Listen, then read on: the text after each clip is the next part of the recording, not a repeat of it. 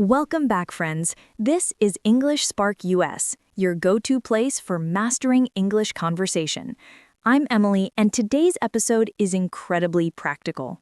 Hey Emily, hi everyone. I'm Jake, and honestly, I'm buzzing with excitement right now.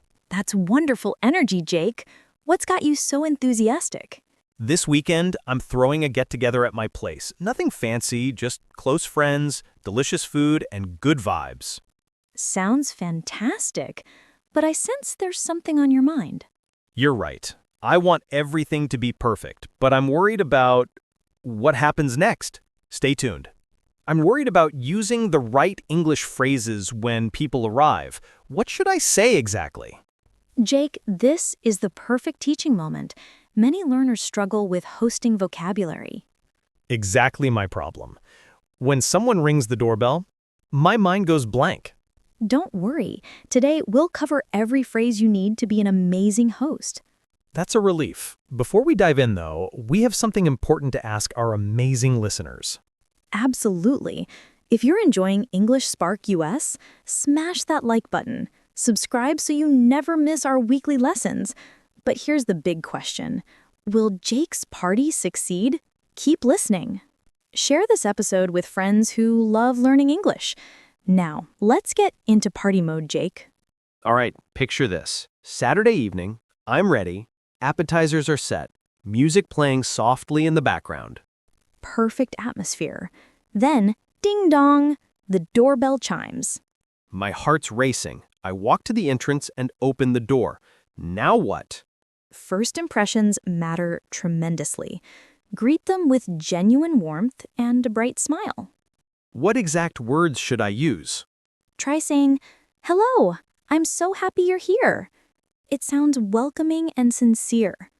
Much better than just, hey. But what comes after that first greeting? The answer might surprise you. You could also say, "Welcome, it's wonderful to see you." This phrase works beautifully for any guest. It's wonderful to see you. I really like that. It feels personal and warm. Now they're standing on your doorstep. You need to invite them inside properly. Right. I can't leave them standing outside. The simplest phrase is, "Please come inside." That's straightforward enough. For a friendlier vibe, say, "Come right in," or "Step on in." Come right in sounds relaxed and casual. I prefer that. Perfect choice. Now, here's something hosts often forget. What crucial step do most people miss? When guests enter, they're usually carrying something, a jacket, bag, or umbrella. Oh yes, especially during colder months. Everyone wears coats. A thoughtful host offers to help. Ask, "May I take your jacket?" That sounds very polite and respectful. Or more casually, "Here, let me grab that for you." Let me grab that for you. Nice. Then where do I put it? Hang it properly in your closet or coat rack. Never toss it carelessly on furniture. Good point. What about the tricky question of footwear? Shoes.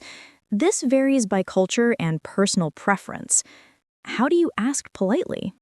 If you prefer guests remove their shoes, you must be tactful. Try, "Would you mind removing your shoes?" That's gentle and respectful, not demanding. Another option, "We typically take shoes off at the entrance." Smart. It explains your household custom without sounding bossy. But if shoes don't bother you, say, "Feel free to keep your shoes on, whatever's comfortable." Easy enough. So they're inside, coats hung up, shoes sorted. What's my next move? Time for the most essential hosting gesture. Every good host does this immediately. Show them where the bathroom is? Actually, something else comes first. What could it be? You should offer refreshments right away. This is Hospitality 101. Oh, so I just ask, want some water? That works, but there's a better approach. Say, "Can I offer you something to drink?" Can I offer you something to drink? That's more open-ended. Exactly. Or list options. Would you like water, juice, soda, or perhaps tea? Giving choices is helpful, but what if I'm busy preparing food and can't serve everyone? Great question. In that situation, you encourage self-service. How do you phrase that politely? Simply say, please help yourself to drinks. But there's another important phrase too. What is it? You can add, everything's in the kitchen. Feel free to grab whatever you'd like. Help yourself is such a useful expression. It means they can take what they want freely. Precisely. It makes guests feel at home, not like formal visitors. The beverages are on the counter. Help yourself. Got it. Excellent. Now they're settled with drinks. Here's something awkward many hosts struggle with. The bathroom situation? Exactly. Guests often feel shy asking where the restroom is located. True, it can be uncomfortable to ask. So address it proactively. But how do you bring it up naturally? Let me show you. When they first arrive, offer a quick tour. Say, let me show you around quickly. A mini tour. That's thoughtful. As you walk, point out, kitchen's through here, and the bathroom is down this hallway, second door on your right. Bathroom's down the hall, second door right. Clear and helpful. This saves them from awkwardly searching or asking later. Brilliant! Now, here's my concern. My work friends don't know my gym buddies. Ah, so you'll have guests who are strangers to each other. Exactly. That could be uncomfortable. Then you have another important role, the connector. How do you introduce people who've never met? Here's the secret. You need to introduce them properly. Never let guests stand around silently. That's awkward. Silence at parties is definitely uncomfortable. Bring them together and say, Sarah, I'd like to introduce you to Mike. I'd like to introduce you to Mike. Sounds a bit formal, though. For casual gatherings, try, Sarah, have you met Mike yet? Have you met Mike yet? Feels friendlier. Then add context. Mike also loves hiking. He just climbed Mount Wilson. Oh, I see. Connect them through shared interests. Exactly. Or, Mike, Sarah just started playing guitar too. So I'm giving them a topic to discuss. That's genius. Once you've connected them, you can step away. They'll chat comfortably on their own.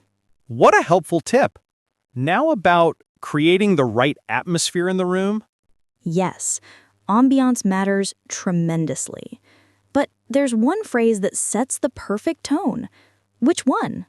Music, lighting, temperature, all these create the vibe. But the most important phrase is, please, make yourself at home. Make yourself at home. That's the classic hosting expression. What does it mean to you personally, Jake? It means relax completely. Get comfortable. Don't be formal, just enjoy yourself. Perfect interpretation.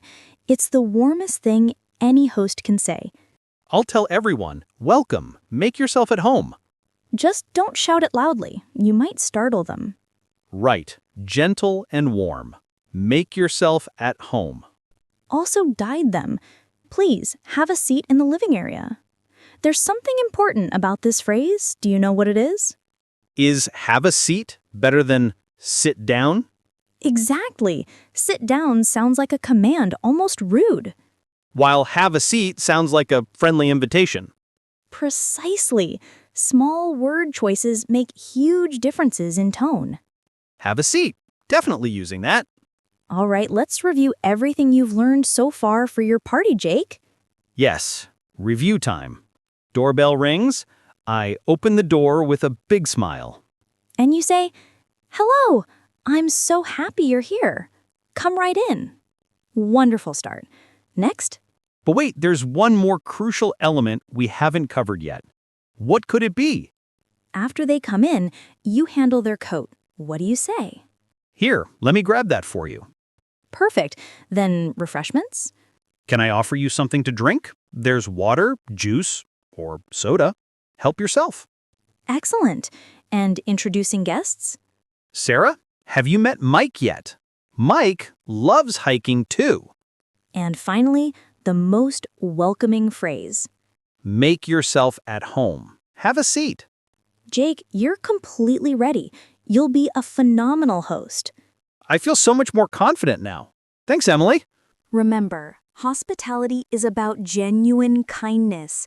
When you're warm and sincere, the words flow naturally. But what about when the party ends? That's important too. Good point. What about saying goodbye when everyone leaves? Ending the evening properly is just as important as the greeting.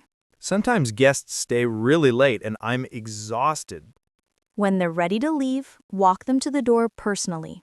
Walk them to the exit. Okay, I can do that. Hand them their coat and say, "Thank you so much for coming tonight." Thank you so much for coming. That's gracious. You can add, "I really enjoyed having you here." I really enjoyed having you. Then what? Here's the phrase that shows you truly care about them. What do you think it is? Say, "Get home safely," or "Drive carefully." Get home safely. That shows genuine concern for their well-being. Exactly. It's a caring way to end the evening. Thanks for coming. Get home safely. Good night. Perfect farewell. Now you've got the entire evening planned from start to finish. Beginning to end, I feel completely prepared now. I hope your gathering is absolutely wonderful, Jake. Thank you. I'll save you some appetizers, Emily. How thoughtful. I'd love that. Now, let me ask our listeners something. Are you ready to host your own gathering? Dear listeners, do you enjoy hosting gatherings at your home? Yes. Tell us in the comments. Are you usually the host or do you prefer being the guest? Being a guest is definitely easier. You just show up and enjoy. True. Hosting requires effort, but it's incredibly rewarding. Please share with us. What do you typically say when welcoming guests in your country? We're fascinated by different cultural customs. How do people in your culture express hospitality? Different languages have such beautiful welcoming phrases. We absolutely love reading your comments and learning from you. This conversation has been so enjoyable, Emily. Now I'm really excited about hosting. But before we finish, one more thing. Maybe English Spark US should host a virtual party with all our listeners someday. That would be incredible. Imagine connecting with learners from around the world. What a wonderful dream. We'd love to meet you all. All right. Thank you, everyone, for spending this time with us today. Yes, thank you so much. You're all amazing, dedicated learners. Don't forget to subscribe to English Spark US so you never miss our conversations. Hit that like button and share this episode with your friends who are learning English. Especially friends who love entertaining guests. Remember, confidence comes from practice. Use these phrases in real life. But wait, we have one final tip for you. Here's a bonus tip. The best hosts are relaxed hosts. If you're stressed, guests feel it. So true. When I'm calm, everyone else relaxes too. Just be yourself, be kind, and remember, people came to see you, not a perfect house. That's reassuring. Authenticity matters more than perfection. Exactly. Your genuine warmth is more valuable than fancy decorations or expensive food. I'll remember that. Keep it simple, keep it real. Before we go, one question for our listeners to practice.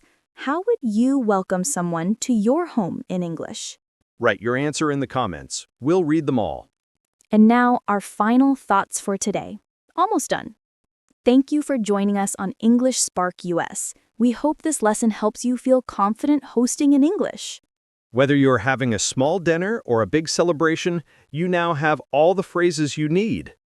Practice these expressions and they'll become natural very quickly. See you all in our next episode. Have a fantastic week, everyone. Until next time, keep learning, keep practicing, and, most importantly, keep speaking English. Goodbye, friends. Make yourself at home in the English language. Bye, everyone. Remember to like, subscribe, and share. English Spark US is here to help you shine.